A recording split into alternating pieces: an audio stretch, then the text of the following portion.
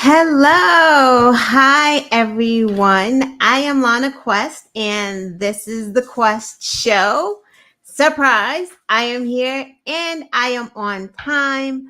I was not going to do a show tonight. I've been trying to do this every other week just to give me some time where I just do nothing. However, there's so much going on in the news. I decided to um, pop on because things there's just a lot in the news that we just need to come here and we need to vent and we need to get it off of our chest because we're going into a weekend and yeah, we just gotta like let it go. So I am here to just let it go. So the show is probably going to be all over the place. I'm probably going to be angry at times. Yeah, I'm probably going to be angry most of the time. I'm just going to tell you. So, anyway, thank you for being here. I want to thank all my new subscribers. I'm saying all like there are hundreds, the couple, but thank you, and please like and subscribe to this channel. Share this video, please, and let's get into it. Normally, we do the big talk of the week. We save that until the end of the show. You know what? Let's just go on and talk about what's happening right now. The breaking news, the news that we knew was coming, right? We knew this news was coming on Mark Johnson. We knew it because there have been hints about Mark Johnson's proclivities for some time now. Ever since he threw his hat in the ring to be governor, things have been coming out about Mark Johnson. So keep this in mind. Republicans knew who Mark Johnson was before all this stuff we're about to get into. They knew. Like they already knew.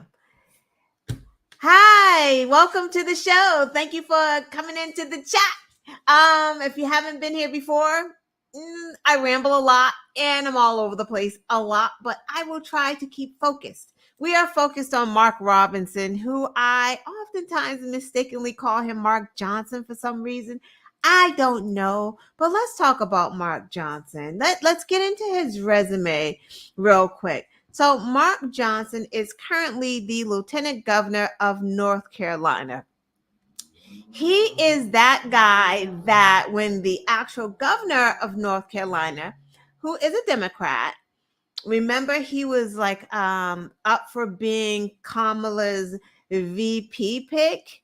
And every time he would leave the state, Mark Robinson, the lieutenant governor, would try to pass like these executive orders like he was the actual governor of North Carolina. So on his face, Mark Robinson is out of his goddamn mind. But let's talk about some of the inflammatory things that he has said. And actually, it's more than inflammatory. It's disgusting. He's another Republican ghoul. So, Mark Robinson, let's say, he doesn't believe the Holocaust happened. He calls young victims of mass shootings spoiled brats, and he calls them prostitutes. Not sure what that has to do with mass shootings of children, but those are the things that he has said.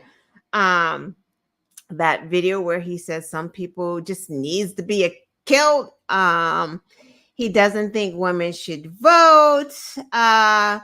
He thinks abortion is murder.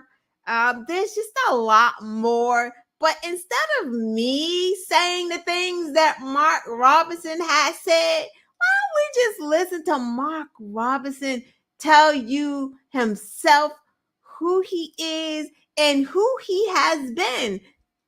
Let's hear it. And if you've already heard it, you know what? It's worth hearing again because these are the people that Republicans say are their best of the best, right? Donald Trump said Mark Robinson is Martin Luther King Jr. on steroids. That's what he said. And he also said that he was hot. Go figure. But let's hear some of the things out of Mark Robinson's own mouth. Let's go there. What we did to it. There was a time when we used to meet evil on the battlefield, and guess what we did to it? We killed it. We killed it. We didn't quibble about it. We didn't argue about it. We didn't fight about it. We killed it. When the Japanese bombed Pearl Harbor, what did we do? We flew to Japan, and we killed the Japanese Army and Navy. We didn't even quibble about it. I didn't start this fight. You did. You wanted to be left alone. You should have left me alone. We didn't argue and capitulate and talk about, well, maybe we shouldn't fight the Nazis that hard. No, they're bad. Kill them. Killed it. Some liberal somewhere is going to say that sounds awful. Too bad.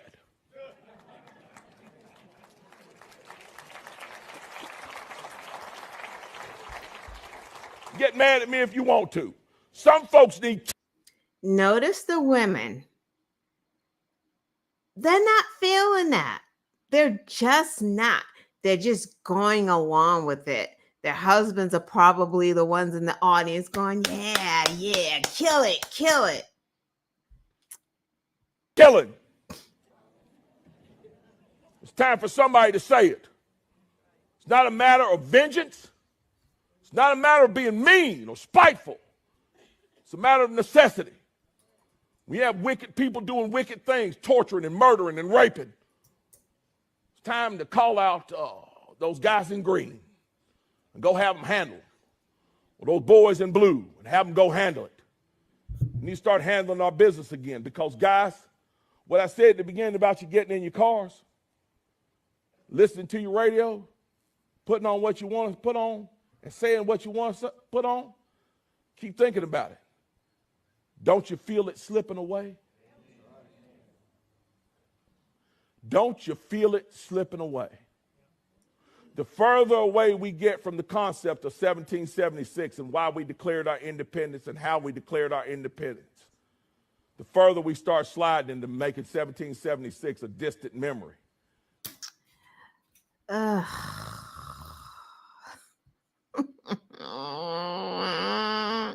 Let's keep going. Let's just keep going, right? Because Mark Robinson just has so much to say, right? It's always the fake Christians. Always the fake Christians. It's like they run around preaching this to people, preaching that to people to hide what they actually are doing. So remember, Mark Robinson said abortion is murder. You're going to hell. Women should be punished. Abortion is murder. Let's hear what he says here about abortion. Yolanda. In recent days, a Facebook post I made 10 years ago has resurfaced where I referenced paying for an abortion. Over 33 years ago, before we were married and before we had kids, we had an abortion. It was the hardest decision we have ever made. Sadly, we made the wrong one. This decision has been with us ever since. It's because of this experience and our spiritual journey that we are so adamantly pro-life. We know what it's like to be in that situation, and we know the pain that an abortion causes. For everyone that has had this experience and carries that burden, we want you to know you are not alone. Furthermore, we have a Savior who forgives us of our sins and offers us grace. No one is perfect. No one is too far gone to be saved. We felt the need to speak with you directly because this issue transcends politics. Our hope is that by telling our story, it may change the lives of others. To everyone who has reached out to show us and our family support, thank you, and may God bless you all. So what I'm hearing from Mark Robinson is that it was good for him and his gal, but it's not good for anyone else. Is that what y'all getting from Mark Robinson? Because that's what I just got from Mark Robinson. This is the story for most of these Republicans, including Donald Trump. who are out here punishing women who only want the freedom to make their own decisions. But these fools are running around here talking about abortion is murder, it's horrible, it's a person. It's not about religion for not one of these motherfuckers. Not fucking one. We have evidence after evidence after evidence after evidence of these people who are always throwing stones at other people. Let me tell you, Republicans are always, Democrats are pedophiles. I don't know where they got that from, but it just like all of a sudden, that's just a thing that they say. But then when we see news reports, what do we hear? MAGA church leaders texting young girls arrested, MAGA police officers having relationships or raping children, just always a Republican lawmaker, church person, or a police officer. But it's the Dems, right? Absolutely not. It is them. It is their projection. Everything that they project on others is exactly what they are doing. Of course, someone who said abortion is murder and women should be punished has had his woman have an abortion. She had a choice. She had a choice. They had a choice. And now they want to take our choices away from us. The same as Donald Trump. He hasn't paid for any abortions in his time. Of course he has, along with many others, along with me, and still are, to be honest with you. So back to Mark John Robinson. See, I told you I call him Mark Johnson. I don't know why. Back to him.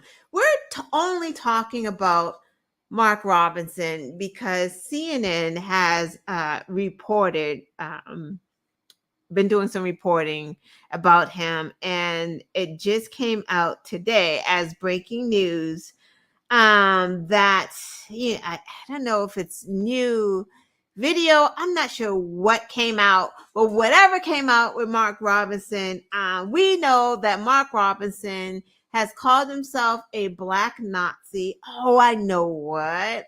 He did an interview on a porn site, or with the porn site. I don't, how does that even happen? Hey, Michelle, like, how do you get to do an interview on a porn site? Like, that's weird. But he did an interview on a porn site, and he called himself a black Nazi. Not only did he call himself a black Nazi, he said that he wants to bring back slavery. And if slavery is brought back, then he would buy a couple of slaves for himself. Yeah, this is Mark Robinson. This is the Christian guy right there that under the cross was saying that we should kill some people. Yeah, that guy that's actually in North Carolina running for governor, calls himself a black Nazi, makes fun of children killed in mass murders, does not believe that the Holocaust existed, calls abortion murder after having one himself, or making his then girlfriend, now wife, have one, but it's murder for us, but it wasn't when he did it. Also, he called himself perv. Why did he call himself perv? Come on, guess. He calls himself a perv because he watched transgender pornography. I'm not shaming anyone's viewing of pornography unless it is child pornography. If you're out here watching pornography, whatever you're into, that is your problem. However, Mark Robinson called the LGBTQ plus community filth. However, he calls himself a perv and he thinks it's cutesy and funny. He's like, I'm just a little pervert. I love transgender porn. So again, it's good for him, but it's not good for anyone else. That is the Republican hypocrisy.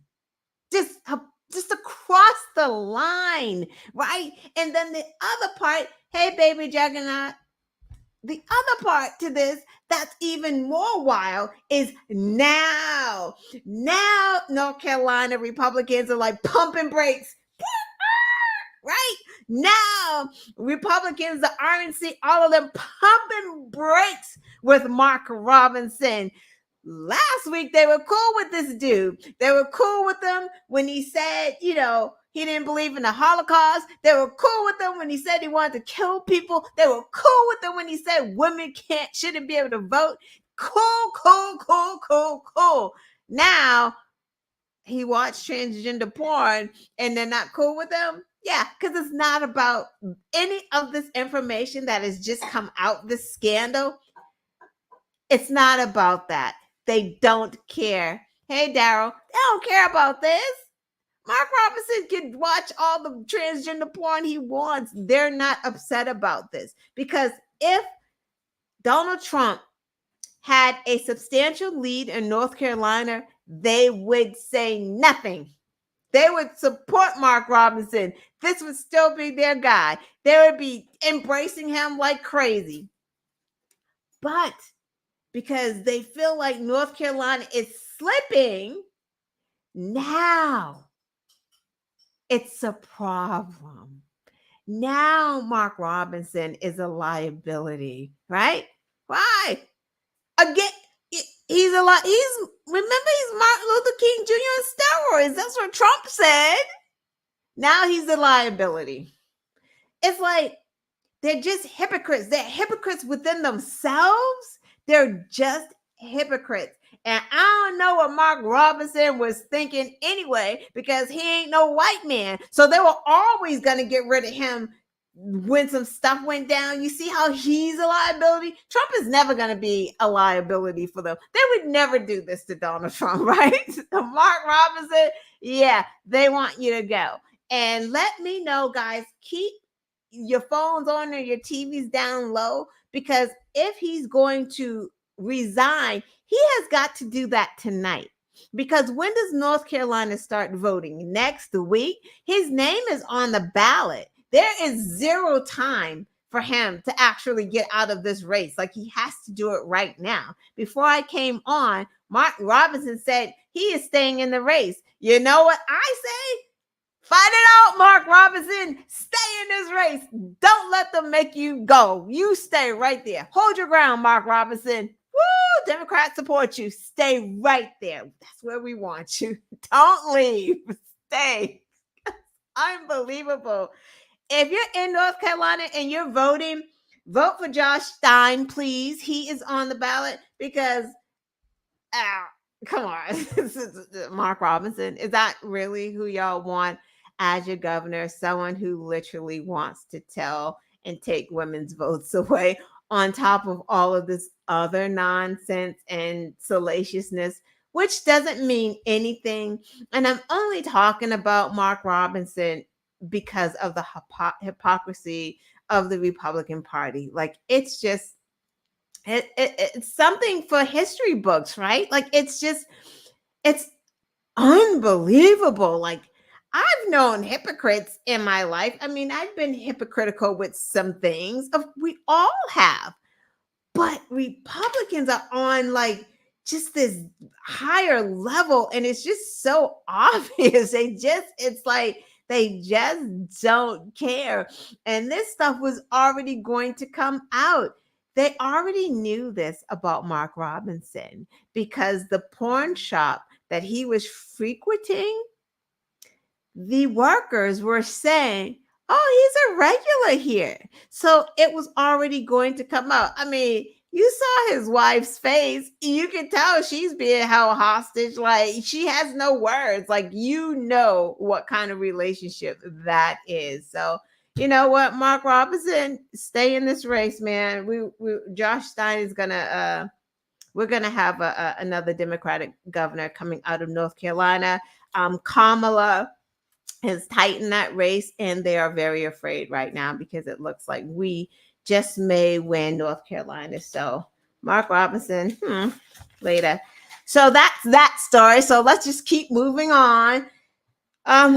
Also in the news, and also why I wanted to come on tonight, because again, like I said, I wasn't going to come on tonight, but ProPublica had that reporting about the two women who had preventable deaths had they been able to access the proper medical care that they needed, which was an abortion, which is medical care.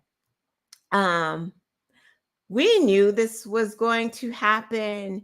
And I know at least one of these cases happened 2 weeks after the Roe decision. So I don't know when the other one happened, but I guess I'm saying this to say it's not just two. These are just the two that they've investigated, and they've determined that their deaths were preventable.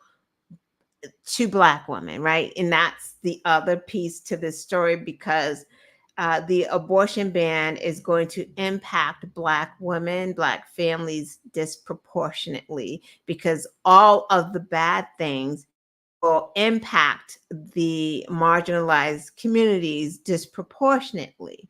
So ProPublica came out and did a report on two Black women. The first woman is Amber Thurman. She was a 28-year-old woman with a 6-year-old son. She wanted to be a nurse. She got pregnant, did not want to have another child. She wanted to go to nursing school. So her and her girlfriend, because she is in Georgia, forgot to say that, they drove to North Carolina so that she could get the abortion pill. So she did that. She took the pill. What happens sometimes, but it is rare, that you take the abortion pill and you don't expel all of the pregnancy tissue. It happens. It also happens not only when you're taking the abortion pill, because, that helps you to miscarry. When you miscarry on your own, sometimes that happens too. But when it does happen, all you should have to do, and when Roe was in effect, was you go to the doctor or the emergency room. They go, oh, you haven't expelled all the tissue. Let's do a D&C, which is dilation and cutterage or something like that. I just know it as a D&C, where they just expel the rest of the tissue. They get the rest of the tissue out of you, because that tissue is like poison. Let me tell you, it's like poison, and you will start to get sick immediately when pregnancy tissue, and there's no more pregnancy, but you still have the tissue. You will start to get sick, because that's like a foreign body. You know what I'm saying? Like, if a doctor does a surgery and leaves a foreign body in it's called a foreign body, a foreign body in your body, you will get sick. Say, just like if they leave just a little piece of a sponge, say when they were doing the surgery and when they started to close up, they closed up a sponge inside of you. Have you heard those stories? Or they close up something from the surgery, sponge, I don't know, whatever. If it gets inside of you, that can kill you, right? Because that will cause an infection. Any little thing cause an infection. Even sutures we have a case right now at work where, like, sutures just gave this man all kinds of staph infections, like wild, over and over again. And then they finally figured out it was like these sutures from his primary surgery, but then had to have all these other surgeries after that because the wound kept getting infected, and he had to keep going in under anesthesia to have like irrigation of the wound and debridement, like irrigation, clean, debridement, scrape out. Like that's kind of what the DNC is. Getting back to that, I told you I ramble. So getting back to that. So Amber started to get sick because she did not expel all of the pregnancy tissue. So she went into the emergency room because of Georgia's strict abortion laws. Basically, nope, you cannot have any kind of abortion because the DNC is considered an abortion only for life of mother. That's the problem. That's the thing that fucking pisses me off, because what is the life of the mother? Like, what is that? I went all the way to the Supreme Court. Remember Idaho?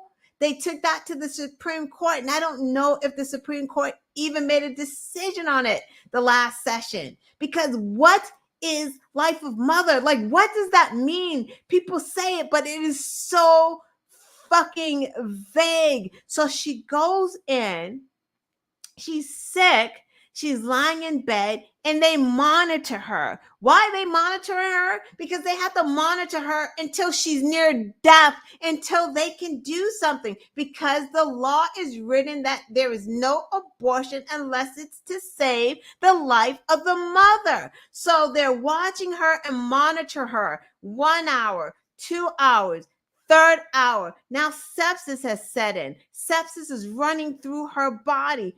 4 hours, 5 hours. Her blood pressure is dropping. 6 hours, 7 hours. She's so sick right now that she's thinking about her 6-year-old son. What would he do if something happens to me?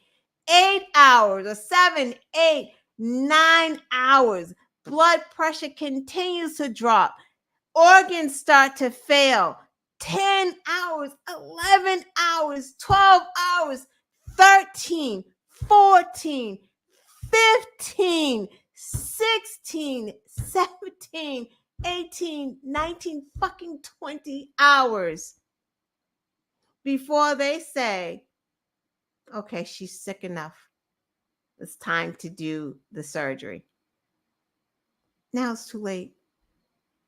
Because you have to think, any type of anesthesia, any type of surgery, even the minor surgeries, your body has to be strong enough to undergo that, right?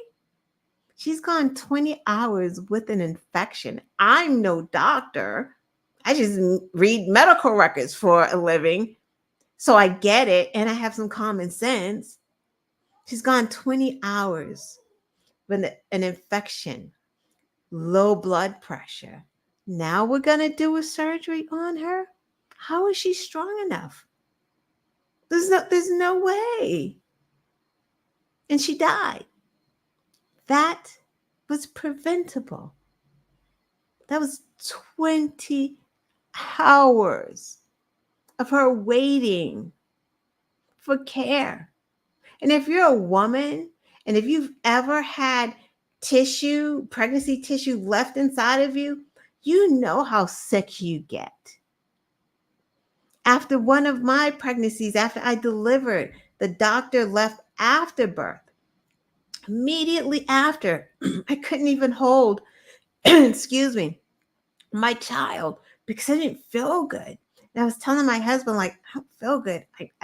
I'm cold. I'm hot. I have chills. Like, I felt nauseous. The nurses are bringing me blankets. He didn't know what to do. He just thought, like, it was just something that happens after you have a kid. But I'm like, no, something's really wrong. Like, I just didn't feel right. Like, I was just, the cold and clamminess, it felt like death. The doctor finally came in, and she looked, she's like, oh, she pressed on my stomach, expelled the tissue immediately. I just started to feel better because now there's no pregnancy in there. That tissue is foreign. Your body is being attacked by this. That's how that works. When there's something foreign in your body, it starts to attack your body, and it's only so much fight that your body can do with certain infections, especially sepsis. I don't know if you've ever had an infection. I had a kid that had an infection from she's a girl, she played flag football. She was born with a little hole on the side of her head. It was just nothing. But because she was wearing the helmet and the sweat, she woke up one morning, the whole side of her head was swollen. She had an infection. She was in the hospital for over a day just on IV fluids because that infection could have spread to her brain. So they were serious about that. So for a woman to have foreign tissue in her body and to wait 20 hours, where's the standard of care? And then you have people blaming the doctors when you can't blame the doctors if lawmakers are telling them that you're going to be arrested and you're going to go to jail for 99 years if you perform an abortion. No license, 99 years. What are they supposed to do? What are they supposed to do with that kind of situation? She's waiting 24 hours being monitored. I'm pretty sure those doctors are probably in the back trying to sift through fucking laws. Why are doctors looking at laws, trying to figure shit out? Why are lawmakers? They're not even looking at medical books, right? Because maybe if a fucking lawmaker opened up a medical book or listened to a medical professional, they wouldn't be doing the shit that they're doing. But I digress.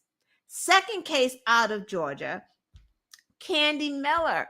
Candy Miller had lupus, hypertension, and diabetes. She had 3 children. Her doctors warned her and said, you can't have another pregnancy. It's too high a risk.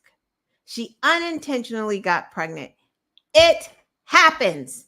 It happens. It happens even if you use protection. It happens. Nothing is 100%. It's just not. But it happened. She was terrified because she's in Georgia. She didn't want to go to the doctor because she felt like maybe she would get reported, because that happens too. Maybe they would report her to the police. She didn't know. People don't understand what the fuck is going on with these laws. Lawmakers don't even understand. So she ordered the abortion pill by mail, took it, same situation. She just didn't expel it all. And again, it happens, and DNCs are just routine. But she was afraid. She didn't want to go in. So she just died at home. She did not go in. So this is going to happen. It's going to happen a lot. There are going to be women who are so desperate that even if they don't have the abortion pill, they will try to do things on their own. Hangers is not a myth. That is what women were doing when before Roe. That will come back. People are going to get desperate. Women will unintentionally kill themselves trying to have their own self-abortion, because just because you take a woman's choice away and you think that you're taking abortion away does not mean that women are not going to continue to try to have abortions. It's not going to stop that. Republicans are not pro-life, because what is pro-life about this? A 6-year-old has no mommy now. This woman, Candy Miller, had 3 children. They don't have a mom now. And it just goes on and on. These are not 2-offs. right? There are just so many women. I wrote about a couple today from Fort Worth, Texas, where the wife started to miscarry at 13 weeks. Same thing. She didn't expel all of the tissue while she was miscarrying, went to the ER. They gave her something to help her. Mr. Prostol, I think that's how you pronounce it. They gave her 2 rounds of that. She just got sicker and sicker.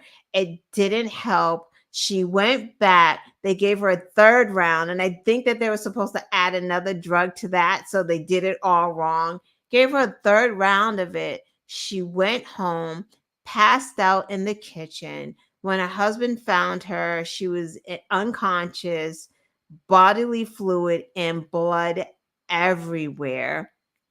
He rushed her to the emergency room, and you know what they said? Thank God you brought her in. After turning her away. This is what they said. And I talked about this on Twitter, and then the trolls were so bad, calling me a liar. It didn't happen, all the stuff, just going back and forth with them, like, calling them all kinds of, I can't say it here, but stuff that Ryan, the actual husband, popped up on my timeline to thank me for highlighting their story and to confirm that it actually happened to them. And you know what? This MAGA still saying, no, it didn't happen. No one would turn her away. It's just like, so now you're rewriting his story for him? Like, we are in such an insane place. It is such an insane place where you have states that are med-flighting women out of emergency rooms because we have waited so long. Same thing that they did to Amber Thurman is happening around the country in red states where they're just waiting until the women are so sick, not yet, wait, hold, maybe she needs to lose another organ, I don't know, okay, maybe now, whoa, she's really sick, now we got a med flighter to some trauma center. That's what they're doing in Idaho. I don't know, last I checked there were like 4 women in like 2 months. Who knows where it's at now? It could be 8 women they've med flighted out of there. Who's paying for that? Is she going to get a bill for being med flighted? There are women with non-viable fetus that are being forced. I told another story today of a couple with a non-viable fetus, all kinds of fetal abnormalities, anomalies, just all kinds, just not going to live. Forcing them to give birth, name a child, watch it suffer to breathe, gasp for air, gasp in pain. Watch your child do that, then bury it. Just like the doctor said, there's no chance of survival. But pro-life, right? Right? Because what? Because embryos are persons, pro-life, but are they really? Right? So let's get light right now and let's watch one of my favorite people right now deal with Charlie Kirk about that embryos are people. Let's hear that. Y'all are gonna love this. So watch her really destroy Charlie Kirk.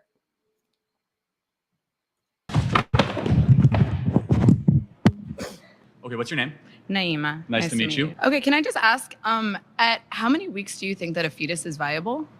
Well, viability and moral worth are 2 different things. No, but I'm asking you. Okay, this is going to be 3 minutes, but it's well worth watching all of it. So I apologize that it's so long, but I also don't apologize because we're all going to learn something right now.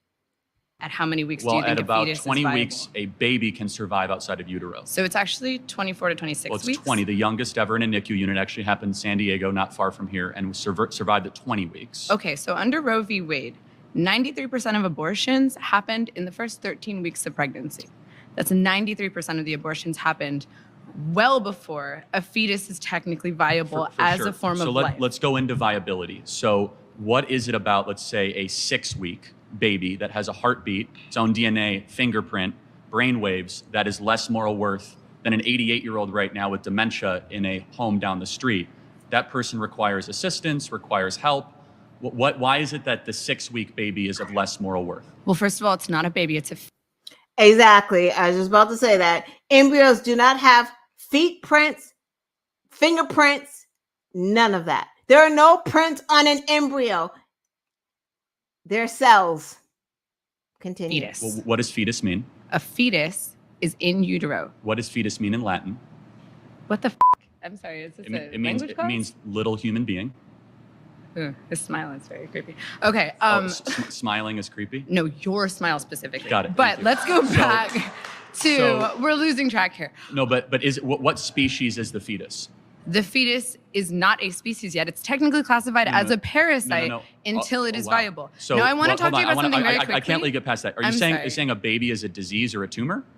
A parasite is not a disease and a tumor. Those are not the same thing. A parasite is defined as something that cannot survive outside of its host. A baby, before it is viable, cannot survive outside of a woman's womb. Got it. So let's extrapolate that. It is not a living organism. Are old people with Alzheimer's and dementia that are being assisted every day, are they parasites? No, they're not parasites. They're human beings who are on the brink of death. Got it. So they're not going to be able to survive. My 4-month-old that requires mom's breast milk and requires daily changes and feedings cannot survive without its own. Is my 4-month-old a parasite? Your baby can breathe on its own. Your baby can drink water from its mouth to its stomach. But it cannot. Your baby can eat it hunt? food. Can it gather? Can it reason? But that's not what qualifies something as being a living organism. Being a living organism simply means, can you survive outside of a womb, outside of your host? Got it. So I just want to make sure I'm clear. Why does that then equate to moral viability? It equates to scientific viability. Why? Under what standard? Because it is not alive, and you are advocating for the rights of something that is not technically a life. Got it. So what is something while that has sacrificing the needs of the human woman who is alive. Got it. So, but a mom can survive. Yes. Without the baby in her. Uh-huh. Right? Yes. The baby cannot survive without the mom. Yes. But a mom cannot survive without her lungs. So it's not her body, it's in her body. It's not her DNA, so it's not her choice. So it actually is directly her DNA. It is 100%. It's 50% of her DNA. Half her DNA.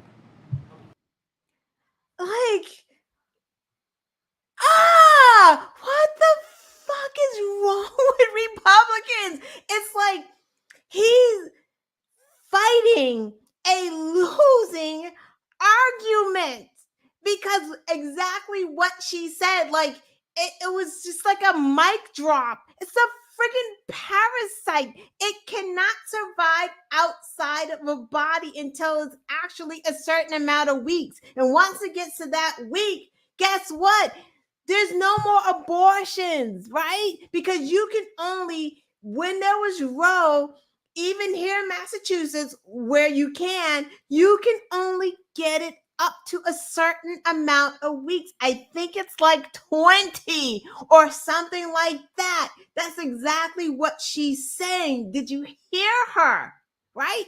20 and 24. But I think the cutoff here in Massachusetts is 20, right? When it's viable, we're not doing that. When we know that it cannot survive without its host, yes, you have a choice. If you can get it in that amount of time, you have that choice. Do they happen outside of 20 weeks sometimes when you find out that there's some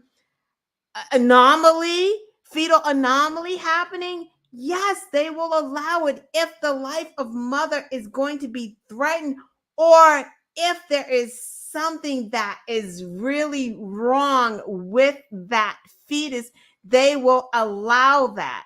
That is very rare. But it happens because some of these fools don't understand that there are some tests that you can't even do until after 20 weeks, right? After 20 weeks. So, yeah, there are some times where you don't find out that your fetus has this fatal anomaly until after 20 weeks. But anything prior to that, as the young lady said, it is a parasite. You know why? Because literally there is the cord that connects the mother to the parasite, as she says. That's how that embryo is getting nutrients, right? It's getting nutrients through that. No one's taking a baby spoon and going in there and feeding it through its mouth because there is no stomach. There is no digestive system yet. Not until it's actually viable do those things happen. And for Republicans to be out here talking about an embryo gets personhood when they won't even friggin' let you claim it on your taxes makes no sense. It makes zero sense. And it's funny because there's literally a case in Texas where a correction officer who was pregnant, who was having all types of pains, and they wouldn't let her go home. And she got sick and she finally went to the doctor and she lost that pregnancy, and she sued the state of Texas for not allowing her to go and leave and get medical care. You know what they said? That the fetus was not viable. It wasn't a child. So she had no right to sue. So you see how they manipulate the laws when they want to manipulate the laws? Like they said that to her, someone who wanted their child, who wanted to have a baby. That's someone who wanted to have a baby, was pregnant. State of Texas corrections would not let her leave when she was sick. Yet some say she should have just walked out, but she's pregnant. She wanted to keep her job. So she stayed because they told her to stay until she got so sick that she did have to leave and then wound up losing the pregnancy. Sues the state of Texas, and then they're like, wait a minute, hold on. You can't, what are you talking about? That was non-viable anyway. That's not a person in there. What are you suing for? You can't sue like that. It's the hypocrisy, right? It's the hypocrisy and the cruelty. Don't forget that, because it's just cruelty for no reason. That's just really what it is. It's a bunch of no shade to the white men in the chat, because I'm not talking about you, but it's just these racist, bigoted, old white men who are deathly afraid of progress. They're afraid of women. More women are getting powerful jobs. More women are graduating from college. More women are putting off having children. They are threatened. They are threatened by diversity. Just like Jasmine Crockett said today, it's like Republicans will twist themselves in knots to get rid of DEI because they know that all they can offer is a friggin' what did she call him? I can't even remember what she said. Some like a I don't know, underachieving white man or something she called him. I can't even remember, but whatever, you get what I'm saying, right? That's why it's like the mediocre. They're all just mediocre. We see them. We saw JD Vance, who's a Yale guy, talk about Haitians come from Haitian. He said that. These guys aren't that bright, because just because they went to Yale or they went to Harvard or what, they didn't have to work to get into these places. They know people. They're legacy kids. Is that because they're bright? We see that. None of them are bright. They're disgusting ghouls who pretend to be bright. But the lights that they know, because the more that women get in the workforce, Black women, diverse women, Latino women, like just everyone, it just shines a light on how mediocre they are. And they're afraid of that. So while we are talking about our Haitian brothers and sisters, Donald Trump and JD Vance are still telling a big lie. And why would we be surprised? Because Donald Trump's still out here talking about he won the 2020 election. So of course they're still out here lying about Haitians. Of course they are.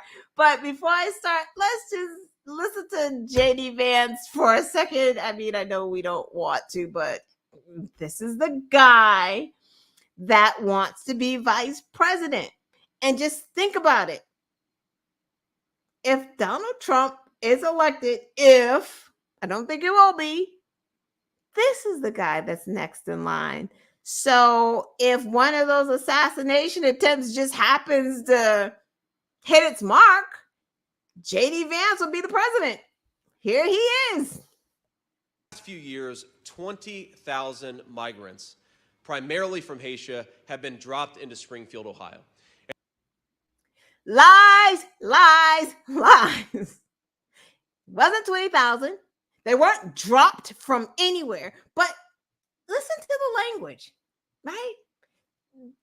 They're using language on purpose.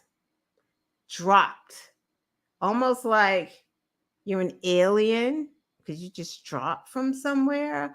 Or drop kind of means like, it's suggesting that Democrats drop them off there.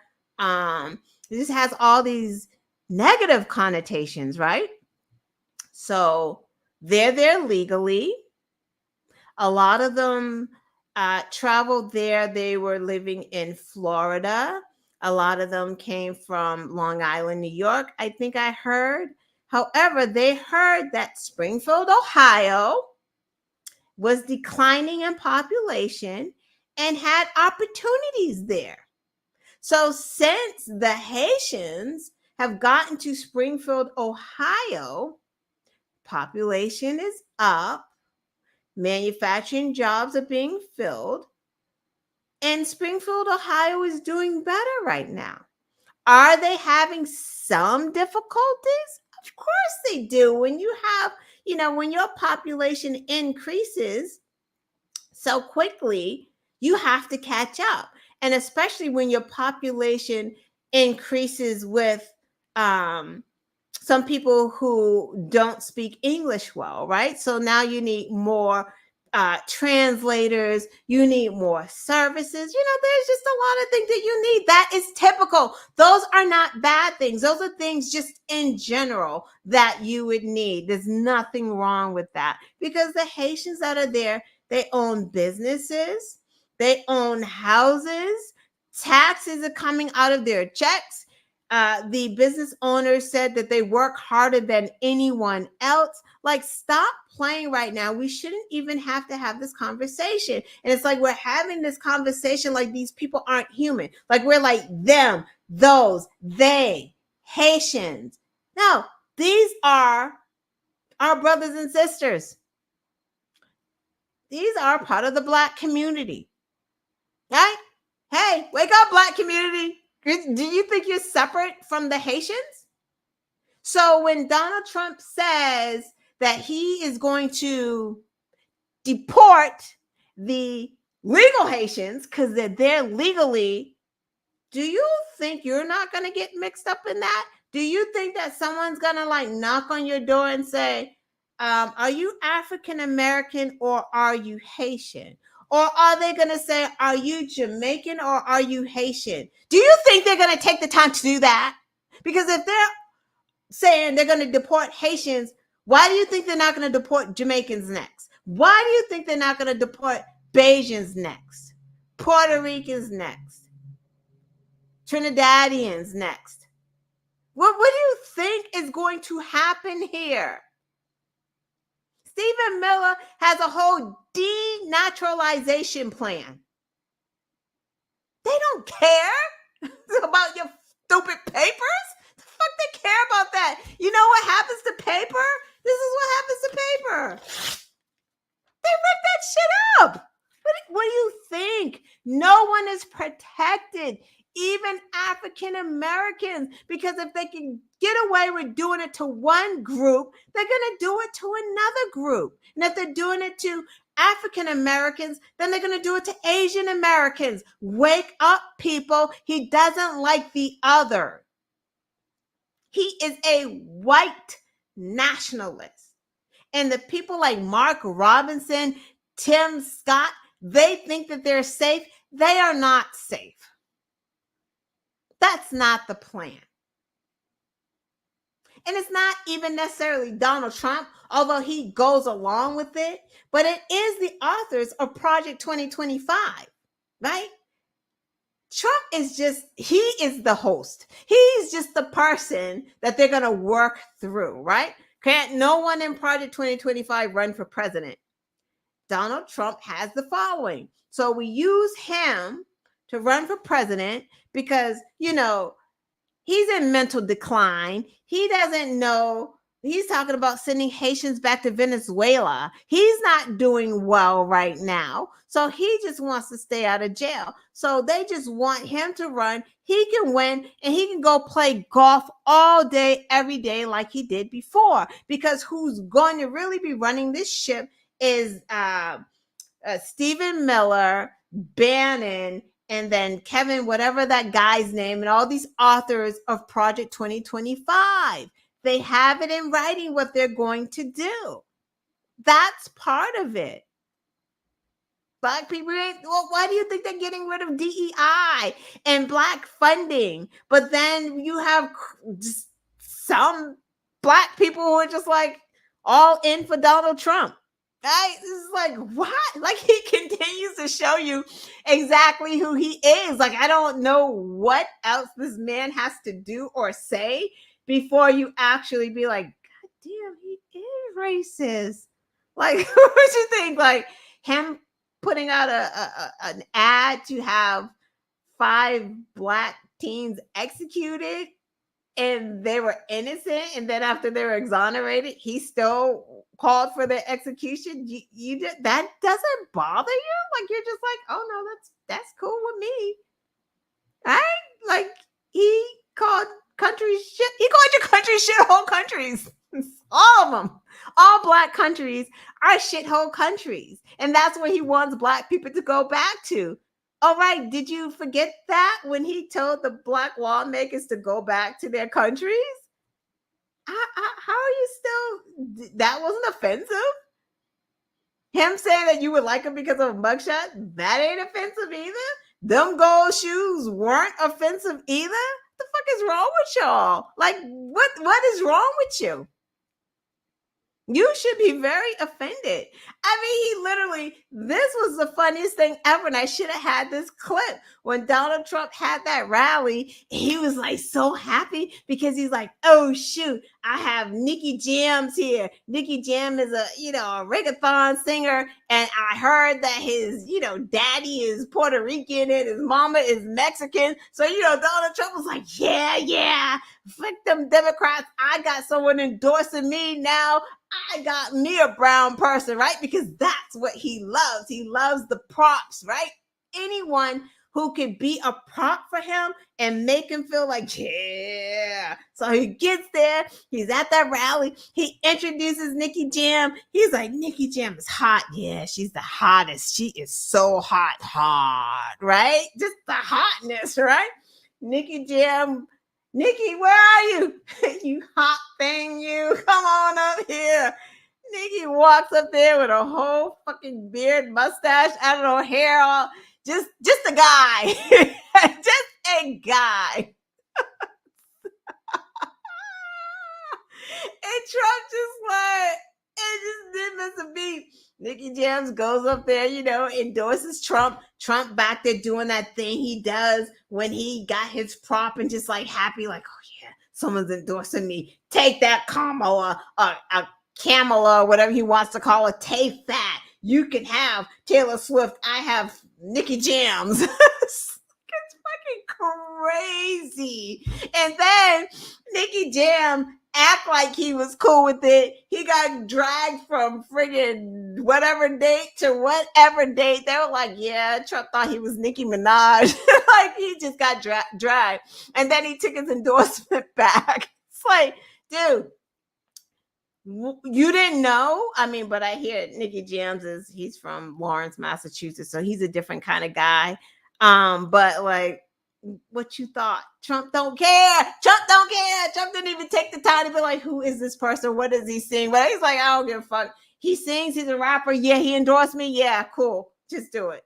That's how he thinks. That is that's really crazy. But anyway, while we're talking about the Haitians in Ohio, and actually, freaking Donald Trump today out here talking about I know it's 9 o'clock. I'm gonna make it fast. He wants to go to Springfield, Ohio. And not only did he say, I'm going to Springfield, Ohio, he had the nerve to be like, oh no, I may never come back. Y'all better watch out. Okay, they trying to say that if he goes there, something may happen to him because the Haitians are there. That's what he said. Continuing with the disgusting lie. I was going to play a video of a woman talking about Springfield, Ohio, and how great the Haitians are, but I've already told you that. We know it's a big lie, so I really don't have to talk about it. But why is Trump lying, right? Like, that's the big picture. What is happening here that is making him so desperate, and he's acting like he's just like a friggin' animal right now? This is what the issue is. Check this out. All we need is somebody smart enough to say, you can't flood our market. That is why he's crazy right now, because Kamala said it. They're bored of the same thing over and over again, and people are leaving his rallies. That is not staged. They cannot say, oh, the seats are empty because they were waiting for Trump. Those people were there early. No, we heard Trump in the background talking, and we see the people leaving. Because it's the same thing. Him talking about nonsense, him getting places confused, him getting people confused. He actually said that the crowd in the debate was cheering for him. There was no crowd in the debate because there's no audience in the debate, but he thinks that there was a crowd, and mainstream media doesn't report about this nonsense, but this nonsense is happening. So if you thought and you complain about Biden confusing a name here and there, you should be fucking really concerned about Donald Trump talking about he's sending Haitians back to Venezuela where they came from. You should be very concerned about that, because that is nuts. In closing, Kamala, so before we end, let's just give a shout out to Biden, because without Biden, we would not be right here, right where we are now. Biden has just really brought us to a place where we really have an opportunity to win. I mean, I'm not saying that we couldn't have won with Biden, but it really would have been tough. But right now we have it at our fingertips, just like Hillary Clinton said. We have Trump, on his heels, like go, go, go. It's because of Biden. Biden has put us here. Biden has also done something very instrumental. He got a Black woman as vice president. He picked Kamala.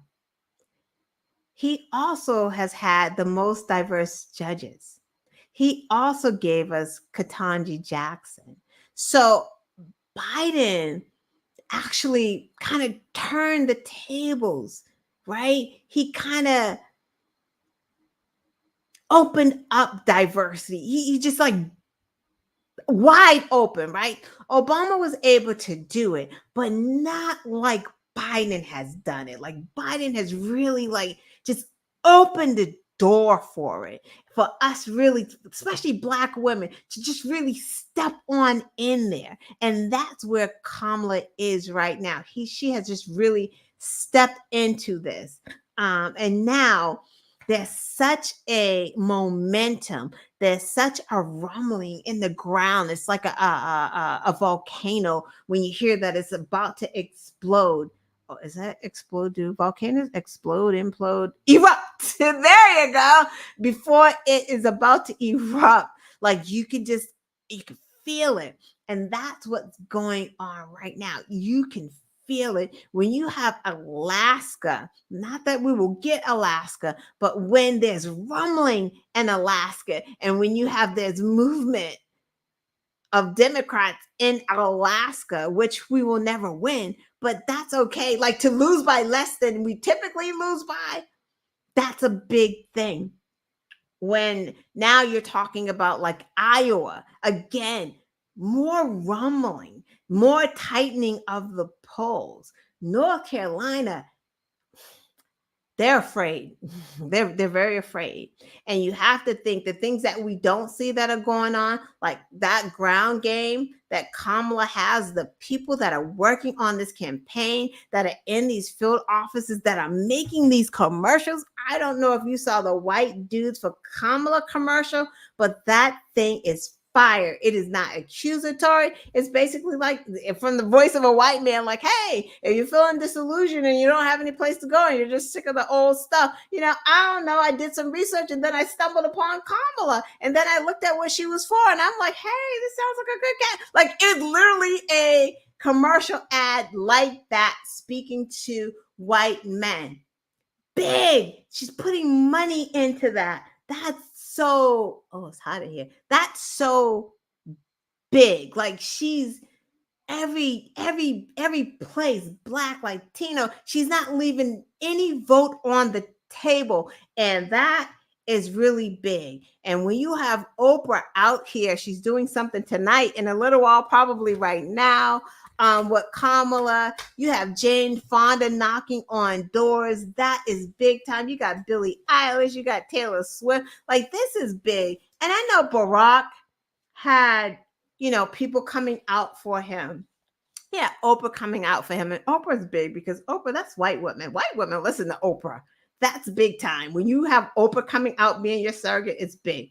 But the difference between Barack Obama's campaign and Kamala's campaign, Barack's campaign was great. But at that time, we weren't facing the threat that we're facing. So people wanted to jump on board with Barack. Yes, he was a great candidate. He gave us hope for, a better future. And we were coming off of like Bush. So that was crazy. But it felt like a lot of people all of a sudden they're like, oh, I'm a political junkie. They were just wanting to be, it was hip to be with Barack. With Kamala, it's cool to be with her, but we're all coming together because there's a threat on the other side. And that's why you have Dick Cheney and Liz Cheney and all these Republican generals coming to her side. This is something different. This is like us, the good people, really fighting for freedom because we have them just waiting to take us backwards. So it's definitely different and it feels good to be on the right side. So I'm going to end there. Thank you for rocking and rolling with me. We got through it, everyone. Have a great weekend. Thank you, Michelle. Brian, thanks for stopping in. DA, I think I saw you. Baby Juggernaut, thank you. Walter, thank you. Thank you, everyone, for coming in. Have a great weekend. And I don't know, maybe I'll see you next week. But have a good one, guys. Thank you so much. Thank you, chat. Hey, don't forget to like right now. Like, subscribe if you haven't subscribed. I see some people viewing but not in the chat. Please subscribe. Please share this video. I appreciate you all. Bye, everyone. I know there's someone in here that I didn't. Flatten destruction. Yes. Bye, everyone. Daryl, you too. See you later. Have a good weekend.